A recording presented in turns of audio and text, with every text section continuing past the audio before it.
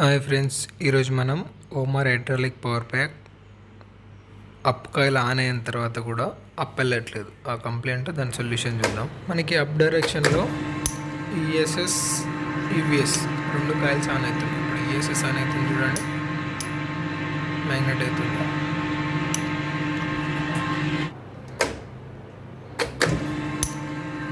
EVS ESS రెండు on అవుతున్నా కూడా లిఫ్ట్ అనేది పైకి వెళ్ళట్లేదు. ఎందుకు వెళ్ళట్లేదని అది వాల్ బ్లాక్ కింది సైడ్ చెక్ చేస్తే వీడియో చూపిస్తే చూడండి. दबा के छोड़ो, बस बस बस, अभी दबो दबो,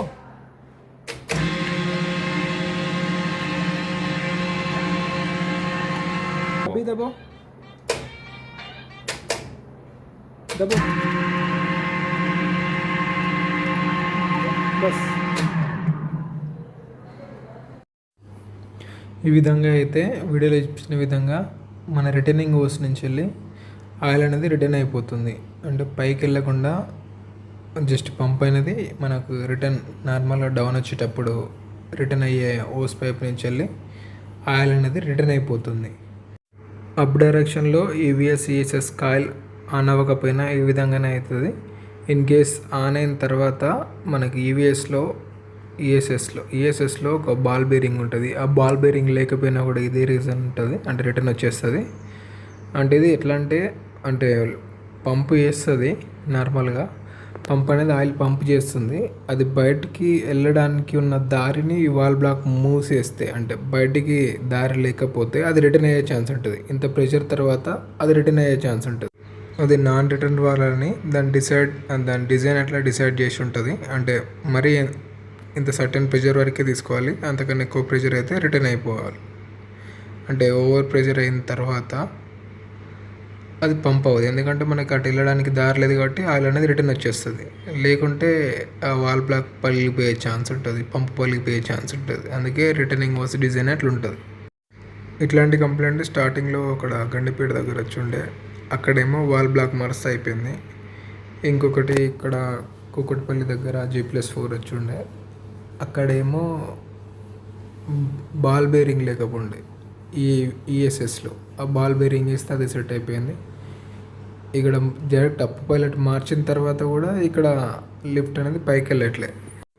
ఫస్ట్ 2 సైట్లలో ఉన్న సైట్లలో అప్ పైలట్ కంప్లైంట్ ఉంటే అది మారుస్తాయింది.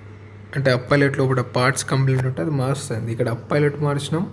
అప్ పైలట్ కింద పిస్టన్స్ VRF VM పిస్టన్స్ 2 మార్చినాం. అయినా కూడా అవ్వట్లేదు. ఎందుకైనా మంచిదని టెస్టింగ్ కోసమని డౌన్ పైలట్ కూడా మార్చినాం. ఆల్మోస్ట్ వాల్ బ్లాక్ అంతా మార్చినాం, జస్ట్ ఒక బాడీ తప్ప. ఇక్కడ జస్ట్ వాల్ బ్లాక్ బాడీ తప్ప మొత్తం మార్చేసినాం, అయినా కూడా అవ్వట్లే.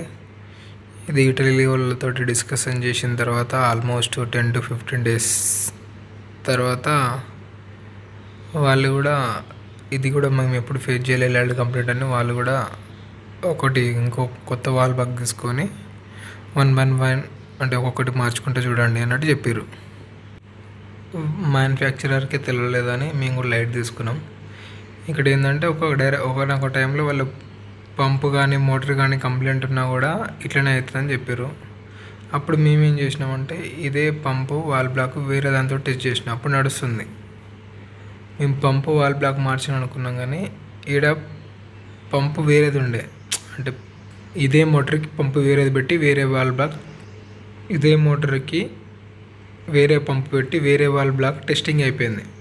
అంటే ఈ పంపు మోటార్ ఓకే ఉందని మా థాట్లో ఉండే, కాకపోతే దీంట్లో పంపు వేరేది ఉండే.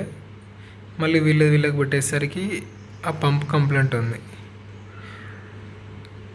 దానికంటే ముందు వాల్ బ్లాక్ కూడా కొత్తది చేసినాం. కొత్తది వేసిన తర్వాత కూడా సేమ్ కంప్లైంట్ ఉంది. అప్పుడు డౌట్ వచ్చింది పంపు పైన. లాస్ట్కి పంపు మార్చినాం. పంప్ ఏం కంప్లైంట్ లేదు, ఇట్లా మామూలుగా ఫ్రీగా తిరుగుతుంది తిప్పుతుంటే. అంటే మామూలుగా బేరింగ్ ఒకటి కంప్లైంట్ ఉంటుంది పంపులో, ఆ బేరింగ్ అయితే ఫ్రీగా తిరుగుతుందని మళ్ళీ చెక్ చేసి కూడా పెట్టేసి సెకండ్ టైం. థర్డ్ టైం కొత్త వాల్ బ్లాక్ వేసిన సేమ్ కంప్లైంట్ ఉందనిపించిన తర్వాత పంపు మీద 50-50 ఛాన్స్ అని మార్చినాం. పంపు మార్చిన తర్వాత ఇష్యూ అనేది రిజాల్వ్ అయిపోయింది. ఫస్ట్ టైం ఇలాంటి కంప్లైంట్ వచ్చింది. అంటే పంపు స్ట్రక్ అయితే పంపు పంపు కాకపోతే ఓకే. కాకపోతే పంపు ఏం స్ట్రక్ అవ్వలే, ఫ్రీగానే ఉంది.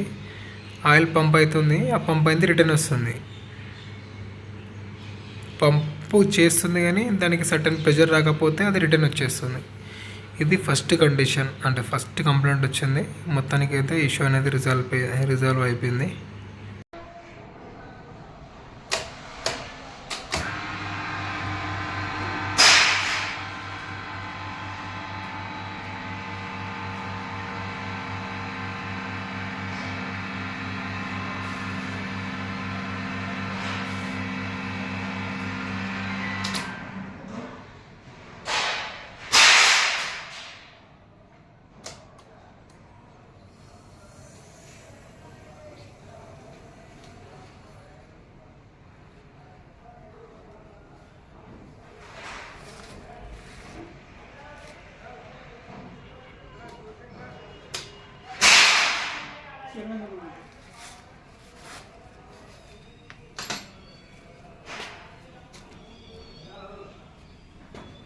మొత్తానికి సక్సెస్ఫుల్గా అయితే వర్క్ అనేది కంప్లీట్ అయింది. వీడియో నచ్చితే లైక్ చేయండి, మన ఛానల్కి సబ్స్క్రైబ్ చేయండి. Thank you for watching.